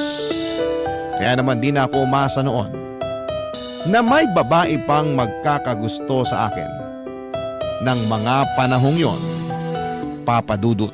Barangay Love Stories. Barangay Love Stories. Out of place. Yan ang pakiramdam ko noong bata pa lamang ako. Feeling ko ay hindi ako parte ng mundong ito dahil sa kapansanan ko. Pagkatapos ko ng college ay nahirapan ako makahanap ng trabaho dahil sa kawalan ko ng kamay. Sabi nila, magiging pabigat lamang ako sa trabaho dahil hindi ako kumpleto lalo na sa mga trabahong nangangailangan ng labor. Para kumita kahit nakapagtapos naman ay wala akong ibang choice kundi ang kunin kung ano ang available. Wala akong permanenteng trabaho noon, Papa Dudut, at para kumita ay kung ano-ano ang mga trabahong kaya kong tanggapin. Kahit maliit ang sweldo ay kinakagat ko. Maliban sa pahirapang makahanap ng trabaho, isa rin po sa mga nahirapan ako ay ang paghahanap ng pag-ibig. Siyempre tao lang din naman ako. Ang puso, May puso rin ako na marunong umibig pero dahil sa kakulangan ko, ay natatakot akong lumapit sa mga babae at makipagkilala dahil alam kong sa huli ay tatanggihan nila ang isang katulad ko.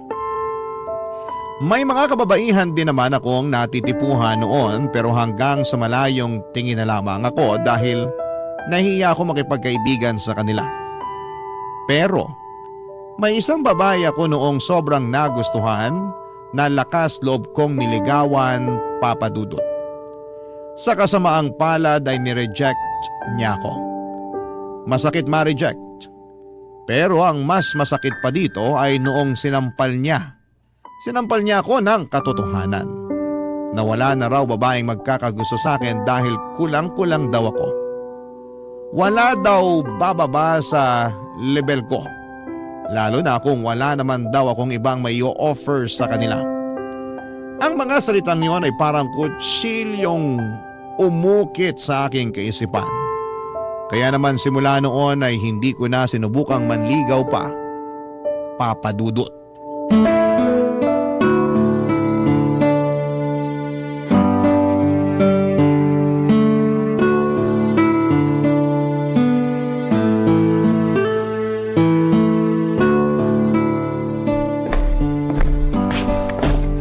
O anak, ang aga mo yatang nagising ngayon ha. Hindi po ako makatulog kagabi. Nung may narinig na akong potpot ng pandesal, bumangon na ako para magkape. Heto po, Nay, pandesal. Salamat. Sakto sa kape. Naku, sayang, ubos na po yung palaman. Gusto niyo po ipagluto ko kayo ng itlog? Hindi, wag na. Salamat. Isasawsaw ko na lang to sa kape ko. Dito ka na lang para may makakwentuhan ako. Sige po. Kamusta naman ang buhay-buhay? Buhay? Kung in general, sakto lang naman po. Kaya naman. Pero kung tatanungin niyo po ako ngayon kung kumusta ako at the moment, medyo mabigat ang buhay, Nay. Bakit naman mabigat? Ang hirap po maghanap ng trabaho eh. Lalo na kung palagi kang dinidiscriminate. Minsan pasado naman ako sa requirements na hinahanap nila pero dahil nga wala akong isang kamay, hindi nila ako kinukuha sa trabaho. Grabe naman yung mga yon. Hindi ka man lang binigyan ng chance. Wala po akong magawa, Nay. Liability kasi ang tingin nila sa akin eh. Mabigat kasi parang nakaka-pressure po sa part ko. Sina kuya at ate may trabaho na tapos ako nakapagtapos nga pero wala namang permanenteng trabaho. Huwag kang ma-pressure. Wala namang nangyayaring kompetisyon eh. Tsaka hindi ka naman namin minamadaling maghanap ng trabaho. Alam naman namin na hindi ganun kadaling maghanap ng trabaho ngayon. Gusto ko lang po sana kasing makabawi sa inyo, Nay, para naman may saysay yung pinag-aralan ko. Gusto kong may kapalit yung sinakripisyo nyo sa akin ni tatay. Makita ka pa lang namin na nakapagtapos, na healthy, na masaya, bayad na sa amin yung mga sakripisyong yon. Huwag mo i-pressure ang sarili mo, anak. Nakakahiya lang po kasi. Asus, anong ikahihiya mo? Huwag kang mahiya. Lagi ka na lang nahihiya. Tularan mo ko, makapalang muka. Alam mo kung anong makakatulong sa'yo dyan sa nararamdaman mo? Ano po? Girlfriend. Sinanay naman eh. Hindi, totoo nga. Malaki ang tulong ng girlfriend sa buhay. Siya ang magbibigay ng saya sa'yo lalo na ngayon sa edad mong to. Girlfriend ang kailangan mo para mabawasan yung bigat na nararamdaman mo. Nay, kaibigan nga, hirap na ako magkaroon. Girlfriend pa kaya? Bakit naman? Wala ka bang natitipuhang babae ngayon? Meron naman po. Ayun naman pala eh. Anong problema? Hindi ka ba marunong manligaw? Hindi naman po sa hindi ako marunong manligaw. Ayoko lang pong manligaw. Ha? Bakit naman? Natatakot po ako ma-reject eh. Natatakot ako na baka hindi nila ako magustuhan. Parte yan ng ligawan. Hindi naman lahat ng tao magkakagusto sa'yo eh. Kaya ka manliligaw para malaman kung sino yung taong may gusto sa'yo. Sa itsura ko pong to, walang magkakagusto sa akin. Walang magtatangkang magmahal sa akin. Bakit mo naman pinapangunahan yung desisyon ng mga tao sa paligid mo? Hindi mo naman alam kung ano iniisip nila. Kahit naman po hindi nila sabihin, alam ko naman na hindi nila ako magugustuhan. Alam mo ba, nung pinanganak kita? Ganyan din mag-isip yung nurse, katulad sa'yo. Katulad ko po? Paano, Nay? Nung nagising ako, binigay ka sa akin ng nurse na katulong ng doktor na nagpaanak sa akin para padedehin. Hindi ko pa alam noon na may kulang sa'yo. Saka ko na lang nalaman nung inexplain na sa akin nung nurse lahat. Tapos, ano po nangyari? Bago pa man ako makapag-react, inunahan na niya ako. Ang sabi niya sa akin, iuuwi mo tong batang to. Mamahalin mo siya katulad ng pagmamahal mo sa iba mo pang anak. Ituturing mo siya ng normal. Sinabi niya po yun sa inyo? Oo, nagulat nga ako eh. Ano pong sinagot niyo? Sabi ko, oo naman. Mamahalin kita kahit pa wala kang muka kasi anak kita. Wala akong pakialam kahit may kulang pa sa'yo, kaya wag niya akong pangunahan. Ayun, nagsorry siya sa akin. May ilang ina daw kasi na hindi kayang tanggapin yung anak nila porque pinanganak silang hindi normal. Kaya ikaw, wag mong pangunahan yung mga iniisip ng ibang tao kasi iba-iba tayo. Hindi lahat ng tao masama. May mga tao ring malawak ang pangunawa. Lagi mong itatakyan sa isip mo. At katulad nga ng sinabi ko ay madali lang ang magbigay ng advice. Pero para sa taong nakakatanggap nito ay mahirap sumunod sa mga sinasabi ng taong wala naman sa iyong kinakakatayuan. Anong mga advice ang ibigay nila sa akin ay walang nakatulong para maibalik ang dati kong confidence sa katawan. Noong nagka-pandemic, isa yon sa mga bagay na nakapagbigay ng opportunity sa buhay ko. Hindi ko kailangang lumabas. Hindi ko kailangang makipag-interact sa mga tao. Ang pananatili ko sa bahay noon ang nagsilbing pagkakataon para sa akin para pag-aralan ang tungkol sa graphic designing. Kailangan ko kasi noong maghanap ng mapagkakakitaan online dahil hindi ka pwedeng magtrabaho sa labas noong pandemic maliban na lamang kung frontliner ka. Tinuruan ko ang sarili ko sa pagiging graphic designer. Kasabay noon ay nagkaroon ako ng babaeng kaibigan online. Naging close kami sa isa't isa, Papa Dudut. Pero dahil pareho kaming miyembro noon ng isang online forum, ay mas lalo kaming naging close. Mula siya sa Laguna na mabilis kong nakagaanan ng loob dahil pareho kami ng hilig. Hindi naglaon ay niligawan ko siya. Matapang ako noon dahil wala namang kaming ibang interaction maliban sa mga video calls at tawag sa cellphone.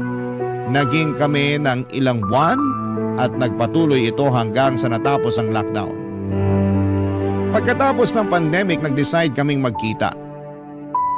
Nagulat siya noong malaman niyang nawawala ang kanang kamay ko. Naging maayos naman ang pagtanggap niya sa katotohanan yon. Pero nung nagkahiwalay kami ay hindi na niya ako nireplyan pa sa mga tawag ko. Ginost niya ako, Papa Dudut. Ilang heartbreaks pa na katulad noon ang nangyari sa akin. Hanggang sa isang araw ay bigla na lamang dumating ang isang babaeng hindi ko alam na siya na palang bubuo ng buhay ko.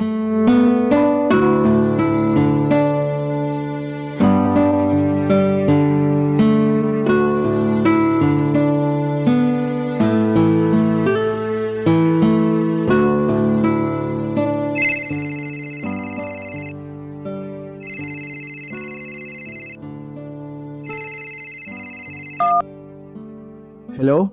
Hello, good morning po. Si Tadeus po ba to, yung nag-layout? Ako nga po. Sino po sila? Ako si Cecil. Naghahanap po kasi ako ng layout artist. May kaibigan kasi ako na nag-recommend sa inyo. Binigay niya yung number mo sa akin. May ipapagawa po ba kayo? Meron sana eh. Gumagawa ka ba ng school paper? School paper? Oo, yung parang diary siya pero para sa school. Hindi kasi ako marunong mag-layout eh. Kaya naghahanap sana ako ng makakatulong sa akin. Gumagawa ka ba nun? Nakagawa na ako dati ng newsletter para sa isang company. Parang parehas din naman yun, di ba? Oo, ganun na ganun yung gagawin mo. Patulong naman po ako. Kaya po ba? Kaya naman, basta layouting lang ang gagawin ko. Ilang pages po ba? 20 pages lang po. May deadline po kayo? 3 to 4 weeks bago siya ipasa. pag-asa. Marami ka bang ginagawa ngayon? May isang tarp lang po akong kailangan tapusin. Mabilis lang naman yon. May habol ba natin kung sakali? Kaya naman po, basta wala akong ibang gagawin. Paano po ba yung layout na gusto nyong masunod? Hindi ko kasi siya ma-explain sa tawag eh. Pero may ibibigay naman ako sa yung sample from previous issues. Mas maganda siguro kung magkita na lang tayo. Pwede nyo rin naman pong i-email sa akin kung sakali para ma-check ko na. Oo, sige, mas maganda pa nga. Pero remind ko lang po kayo na layout lang po yung gagawin ko ha. Hindi po ako magsusulat ng articles na ilalagay sa school paper. Oo, ako nang bahala sa articles. Nasulat na yung iba, itatype na lang. Pati yung mga picture na gagamitin ko, ako na magbibigay nun. Sige po, paki-email nyo na lang po lahat para ma-check ko. Hindi ba mas maganda kung magkita na lang tayo ng personal para ma-explain ko sa inyo ng maayos yung dapat na gawin? Medyo complicated to kasi eh. Sige po kung yun ang gusto nyo. Mas mabuti yun kasi parang isang explanation na lang tayo kaysa naman i-email ko pa. Nakakalito yun. Sige ma'am, kayo pong bahala. O text ko na lang sa'yo yung date at saka place. Most probably itong weekend para walang pasok. Okay po ma'am. Sige po, salamat. Bye! Bye po. Sino yun, anak? Bagong kliyente, Nay. Nag-inquire lang kung gumagawa raw po ako ng school paper. Kinuha mo? Opo, sayang naman po kung hindi. Pera din yun. Mukhang nagiging sikat na tong negosyo mo ah. Tingnan mo, kapag hindi ka nagmamadali, darating at darating din yung trabahong para sa'yo. Pero kung hindi pa po nag-pandemic, hindi ako magkakaroon ng oras para aralin tong ganitong klaseng trabaho. Dahil yan sa pagiging porsigido mo sa buhay. Salamat, Nay. Babae ba yung kliyente mong yon? Opo, teacher po yata. Bakit, Nay? Teacher? Wala naman. Baka lang siya na rin pala yung inaantay mo. Inaantay po na ano? Girlfriend! Di ba matagal ka na rin naghahanap ng girlfriend? Si nanay naman eh. Hindi naman po ako naghahanap. Tsaka trabaho lang po to. Walang halong mali siya. Malay mo lang naman. Ang pag-ibig, unpredictable yan. Dumarating na lang kung kailan hindi natin inaasahan. Anong pangalan niya? Cecil po. Pangalan pa lang maganda na, oh. Nay, kliyente ang kailangan ko, hindi girlfriend. At tong si Ma'am Cecil, kliyente ko lang siya. Wala namang masama dun eh. Bahala nga kayo, Nay. Basta ako, kliyente ang hinahanap ko. Oo na, binibiro lang naman kita eh. Halika na, samahan mo ko. Saan po tayo pupunta? Samahan mo ko sa palengke. Baka makahanap tayo doon ng gustong magpagawa ng tarpaulin. Ipapakilala kita sa mga kakilala ko doon. Sige po, magbibihis lang ako. Magsusuot ka na naman ng hoodie? Siyempre naman po. Hindi pa kayo nasanay. Hala, sige dalian mo. Aantayin na lang kita sa labas. Sige po. Noong mga panahong yon ay kasi simula ko pa lamang napasukin ang larangan ng graphic designing. May ilang naging kliyente na rin naman ako pero hindi ko inaasahan na magiging in-demand ang trabaho kong yon. Pinili ko lang naman ang profesyong yon dahil yon lamang ang trabaho kung saan ay hindi ako nakikita ng mga tao. Sa pamamagitan ng graphic designing ay nakagagawa ako ng mapagkakakitaan habang nasa bahay lamang ako bilang isa naman akong freelance designer. Kahit papaano ay related naman doon ang tinapos ko. Kaya madali lang akong natuto nito. Self-taught ang nangyari, Papa Dudut, at nag-aral lamang ako ng mga video online hanggang sa nakabuo ako ng sarili kong pagkakakilanlan. Nagsimula akong kontratahin ng mga kapitbahay namin at ilang kaibigan sa tulong na rin ng mga kamag-anak ko. May mga nagpapagawa sa akin ng tarpaulin design, mga ads sa Facebook at pati na rin mga video na pinopost ng mga content creator. Minsan ay nagle-layout din ako ng mga newsletter at website, lalo na para sa mga college students na nangangailangan ng tulong. Pinili ko ang maging graphic designer para magtago sa publiko. Pero hindi ko inaasahan na yun din pala ang magiging rason kung bakit makakahanap ako ng taong iibig sa akin. Isang bagay na hindi ko inaasahang mararanasan ko pa sa tanang buhay ko. Papa Dudut. Barangay Love Stories. Barangay Love Stories. Noong nakipagkita ako kay Cecil ay nagulat ako sa nakita ko. Kung gaano kaganda ang boses niya sa telepono ay ganoon din kaganda ang mukha nito. Bumagay ang malumanay nitong boses sa maamon niyang mukha.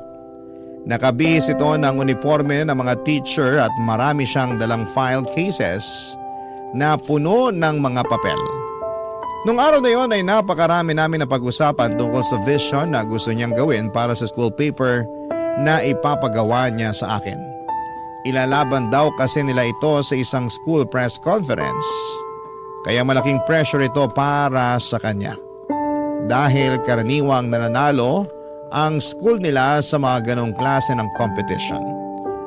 At bilang first time na school paper advisor ay kailangan niyang magpatulong para masustain ang pagiging winner ng school paper nila. Papadudot noong time na yon ay wala ang focus ko sa pinag-uusapan namin. Tango lamang ako ng tango sa lahat ng mga pinagsasasabi niya, pero ang totoong focus ko ay ang nakakabighani nitong ganda.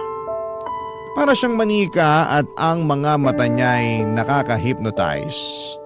Nabudol nga ako dahil noong pinag-usapan na namin ang tungkol sa professional fee ko ay sobrang baba ng rate na ibinigay ko sa kanya. Saka ko na lang po ito na-realize nung nakauwi na ako ng bahay. Pero para sa akin ay okay lang din naman yon, Papa Dudut. Sa mga sumunod na linggo ay palagi akong binibisita ni Cecil para i-check ang ginagawa kong school paper nila, Papa Dudut.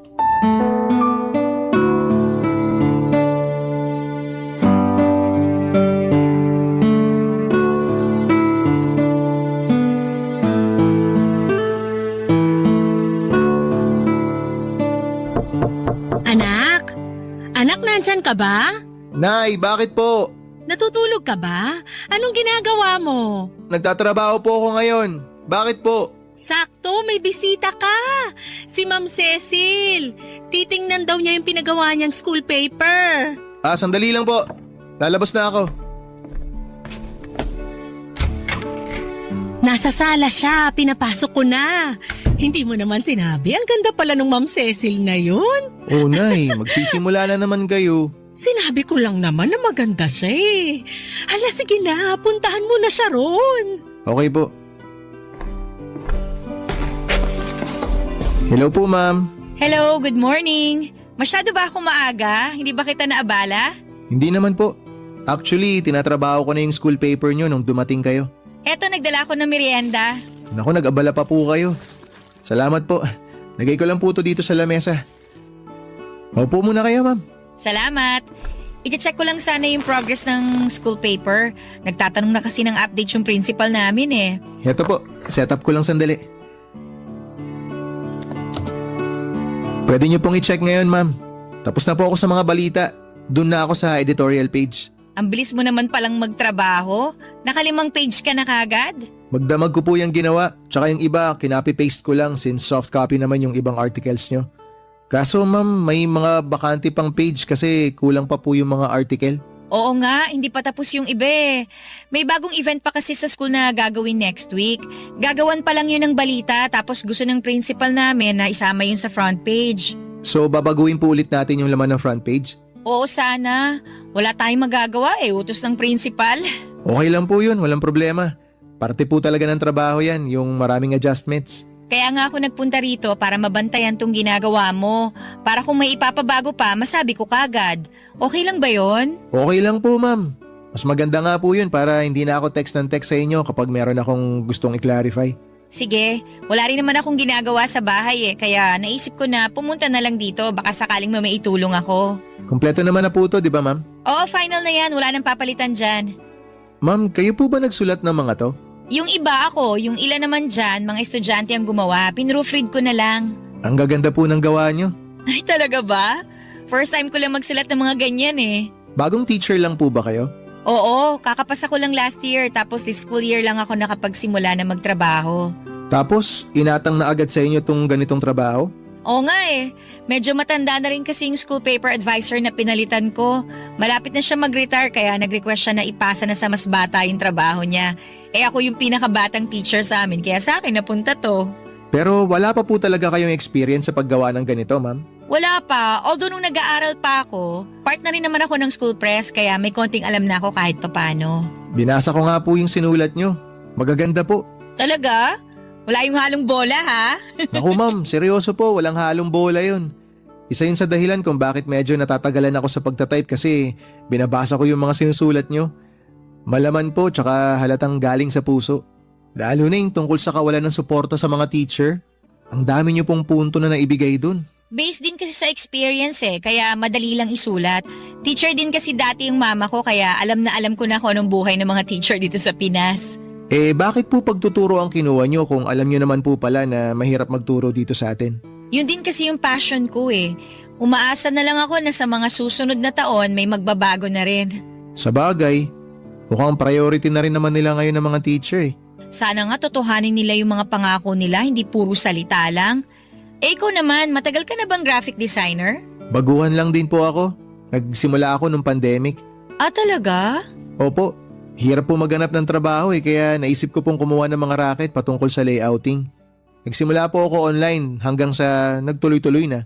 Mabuti naman may magandang naidulot sa'yo yung pandemic. Oo nga po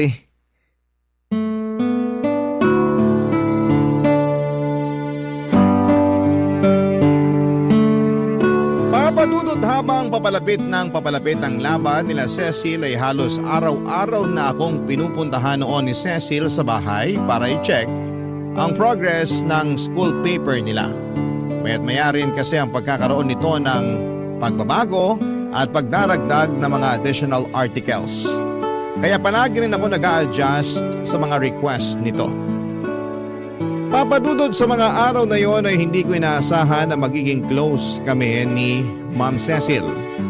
Napaka-welcoming ng aura nito na parabang wala siyang daladalang panghuhusga. Kapag kasama ko siya ay hindi ako nakakaramdam ng takot o pagkahiya. Kalmado lamang ako at dahil doon ay nailalabas ko ang totoong ako. Kapag siya ang kausap ko, siya ang nakakita ng pagiging kengkoy at makulit na personality ko na karaniwang hindi nakikita ng ibang tao. Halos 3 linggo rin ang pinagsamahan namin ni Ma'am hanggang sa natapos ko ang school paper na pinapagawa niya sa akin. Nung araw na yon ay nakaramdam ako ng lungkot dahil ibig sabihin noon ay wala ng Cecil na bibisita pa sa bahay. Hindi na ulit kami magkikita dahil tapos na ang ugnayan naming dalawa. Pero ilang linggo ang lumipas, nagulat na lamang ako nang bigla akong tinawagan ni Cecil. Masaya niyang ibinalita sa akin na nanalo raw ang school paper nila at ilalaban ito sa regional. Ibig sabihin noon ay may chance na magkikita ulit kaming dalawa. Dahil sa sobrang saya ay inimbitahan ako ni Cecil na lumabas para daw i-treat ako ng merienda dahil malaki ang naitulong ko sa kanya, Papadudot.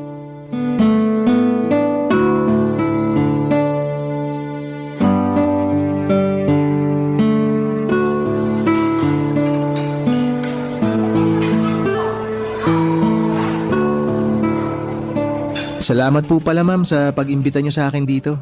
Wala yun. Matagal na talaga sana kitang gustong i-invite na kumain sa labas. Kasi malaki talaga yung naitulong mo sa akin Returning the favor, kumbaga. Hindi nyo naman na po kailangan gawin yun ma'am. Kasi ginawa ko lang naman po yung trabaho ko. Oo naman, pero may effort at concern yung ginawa mong trabaho Hindi lang basta makapag-layout yung ginawa mo. Tumulong ka rin magbigay ng inputs at suggestions. Laking tulong nun kaya tayo nanalo sa school paper. Congratulations po pala. Salamat. Ano po pala yung sinalihan nyo? Para saan po ba yun? Yearly kasi, nagkakaroon ng competition for journalism ang DepEd. Naglalaban-laban yung mga bata sa pagsusulat ng balita, sports news, editorial at kung ano-ano pa.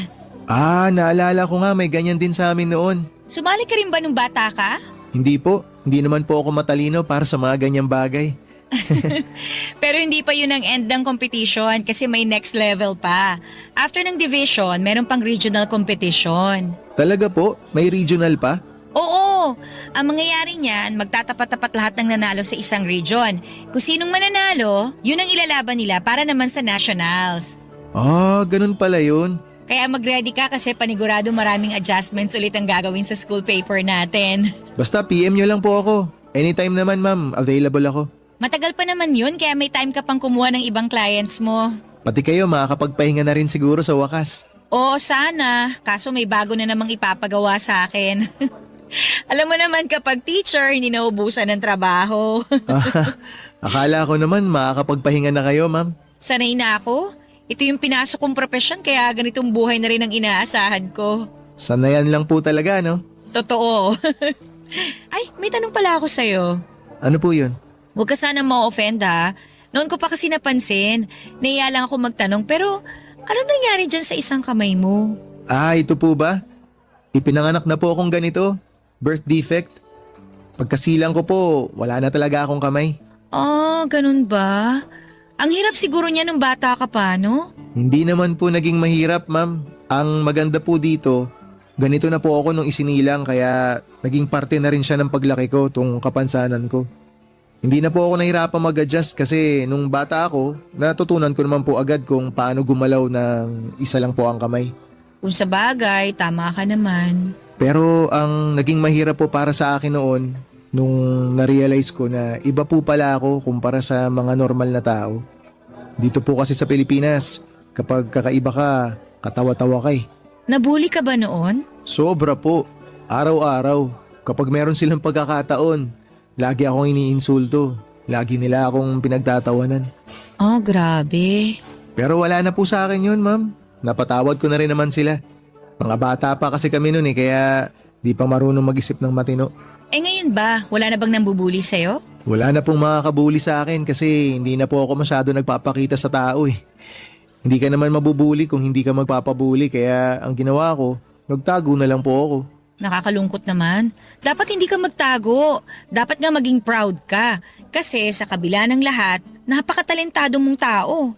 Ma'am, aanuhin ko naman po yung talento kung ang unang napapansin sa akin ay yung kapansanan ko. Na-offend ka pa rin ba kapag pinapansin ng iba yung kapansanan mo? Siyempre naman po. Alam ko na kung bakit. Sige po ma'am, bakit nga po ba? Kasi, ikaw mismo ang bumubuli sa sarili mo. Ikaw mismo yung nag-iisip na hindi ka magaling dahil lang sa iisa yung kamay mo. Yung mindset mo ba, hindi ka worth it kasi hindi ka buo. Ikaw yung pinakaunang bully ng sarili mo. Ay, siguro nga po tama kayo. Ang totoo niyan, hindi ko rin tanggap tong sarili ko eh. Lagi kong tinatanong ang sarili ko kung bakit ako ganito. Tingnan mo ako. Kita mo tang sungki-sungki kong ngipin? Kinakaya ko rin to noon. Binubuli ako kasi iba-iba raw yung direksyon ng ngipin ko. Pero pagtanda ko, natutunan ko rin tanggapin tong ngipin ko. Ba't ko ikakahiya, di ba? O ngayon, ngiti lang ako ng ngiti. Kiber kung sungki-sungki ngipin ko. Wala naman sila magagawa dun eh. Di ba? Sobrang ganda niyo pa rin ma'am kahit nga sungki yung ngipin niyo eh. Exactly! Ikaw rin, cute ka rin, kahit pa anong pagkukulang ang meron sa'yo. Talentado, mabait, magalang, madiskarte. Aba, lahat ng katangian na yun, kayang-kayang tabunan yung kawalan mo ng kamay. Pagkatapos ng araw na yon ay inad ako ni Ma'am sa Facebook para mas maging mabilis daw ang pag-contact nito sa akin kapag nangangailangan ulit siya ng graphic designer. Isa pa ay kailangan pa nilang ilaban ang school paper nila sa next level kaya marami pa silang kailangang palitan at ayusin. Sa pamamagitan noon ay mas lumalim pa ang pagkakaibigan namin ni Cecil. Hanggang sa na-realize kong nahuhulog na ang loob ko sa kanya. Lakas loob akong nag-confess ng pagkagusto ko sa kanya, Papa Dudut. At nagulat ako noong tinanggap niya ako nang walang pag-aalinlangan. Niligawan ko siya ng ilang buwan at sa unang pagkakataon ay may isang babaeng sumagot sa akin. Tinanggap ako ni Cecil kahit na hindi ako buo. Minahal niya ako kahit na hindi ako kumpleto. Siya ang taong bumuo sa nawawalang piraso ng buhay ko. Si Cecil ang isang taong naging rason kung bakit tanumbalik ang saya at sigla ng buhay ko. Dahil kay Cecil ay bumalik ang confidence ko sa sarili ko na matagal ko nang binitawan. Sa unang pagkakataon ay naging proud ako sa sarili ko. Tinanggap ko ng buo ang kapansanan ko at hindi ko na itinago ang kakulangan ko. Noong time na yon, Papa Dudut, ay itinigil ko na ang paggamit ng hoodie na naging simbolo ng kahihiyan ko dahil sa birth defect na ibinigay sa akin. Papa Dudut, mahirap buuin ang kumpiyansa sa sarili lalo na kung paulit-ulit na ipinamumukha sa iyo ng mga tawa mga bagay na wala ka. Pero minsan ay may darating sa buhay natin. Natutulong sa ating bumangon at lumaban. Para sa akin ay si Cecil yon na hanggang ngayon ay patuloy ang pagmamahal at pagtanggap sa isang tulad ko. Isang taon na po kami magkasintahan at ang relasyon at patuloy pa kaming gumagawa ng mga bagong alaala. Dito na po nagtatapos ang kwento ko. Muli, Happy Valentine's Day po sa inyong lahat at sana po ay masaya kayo sa araw na ito. Ang inyong forever kapuso at kabarangay. Happy Valentine's Day po sa inyong lahat. Tadeus.